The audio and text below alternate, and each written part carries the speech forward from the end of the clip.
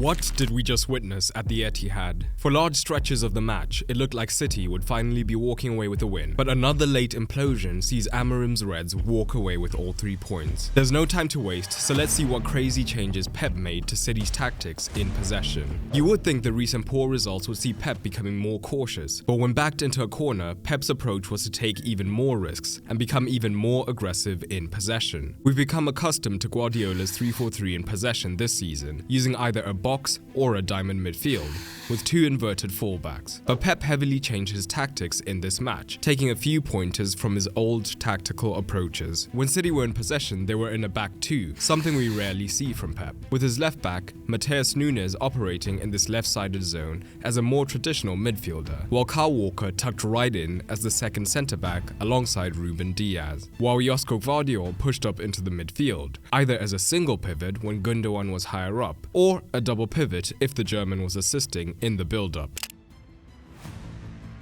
A curious decision, but why would Pep do this? Well, the idea was genius and was actually working for long spells. If City had set up in their 3-box-3 shape, United's default shape was almost tailor-made to shut this down completely, with Mount and Diallo on the deeper pivots and Ugarte and Fernandes on the 10s. But what putting Gvardiol here meant is now, whether he was a single or in a double pivot, Amad Diallo and Mason Mount early on found themselves being dragged extremely narrow. That, of course, now created a lot of potential for City in possession, and the key beneficiary was Matheus Nunes.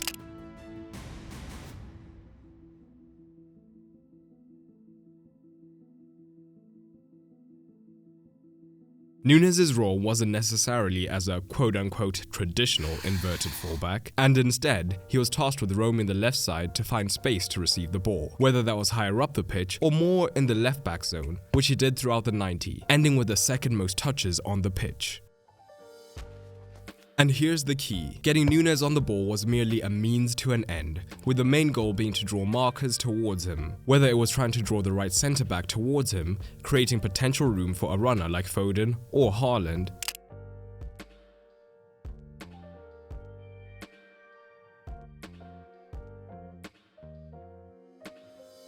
or even forcing Mazraoui to be narrower initially, where City's main attacking strategy became obvious, getting the ball to the danger man with the ball at his feet, Doku, with the opportunity for an isolated 1v1.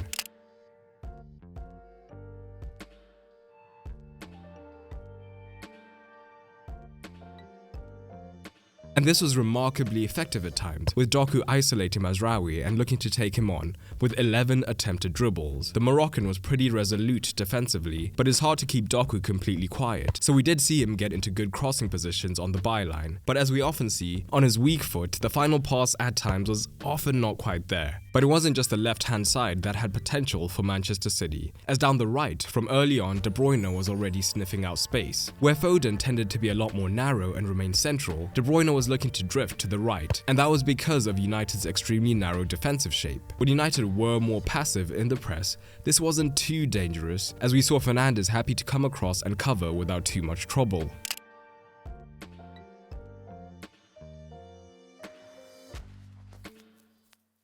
The real issue, however, came when Fernandes was either caught too narrow or high up in the press, and it was Martinez from centre-back who was forced to push extremely high up the pitch, creating a gap in the backline.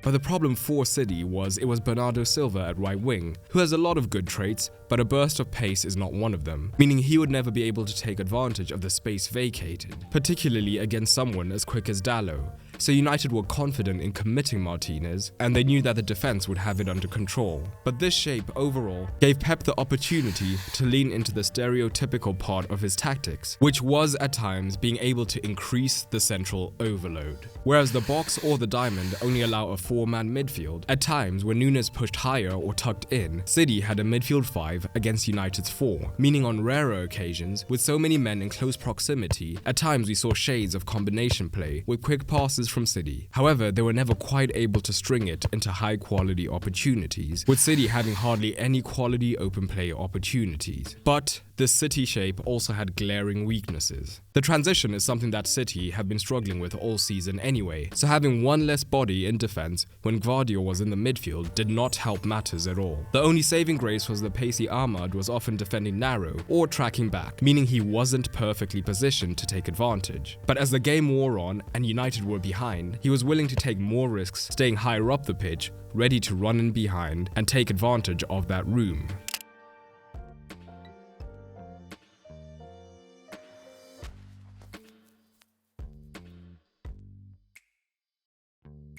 Ironically, it's a match where the pace of Rashford on the break might have been perfect had he been in the squad. But Pep also had some weird tactics when defending, tactics that Amorim was ready to take advantage of. City also began to defend in quite a narrow shape, a 4-3-2-1, with Foden and Bernardo either side of Ilkay Gundogan.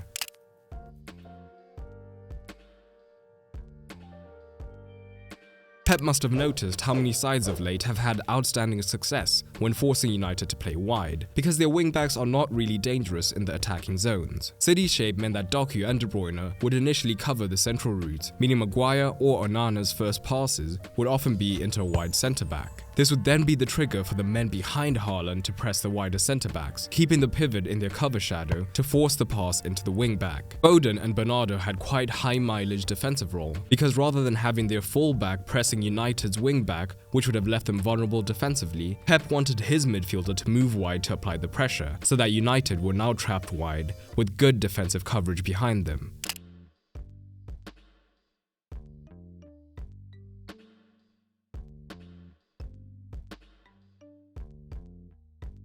And it was quite effective, as you can see in United's attacking distribution. So how was Amorim able to take advantage of this shape? In the mid-block in particular, City struggled, as the wide regions were too exposed. But what this meant is that United were able to begin the build-up on one flank and create an overload in that region, and De Bruyne and Doku on the pivots would be drawn across. More importantly, with Foden in this example dragged wide, to prevent Gundogan being overloaded, Bernardo would have to come across to cover, as well as Walker, due to United overloading their left flank.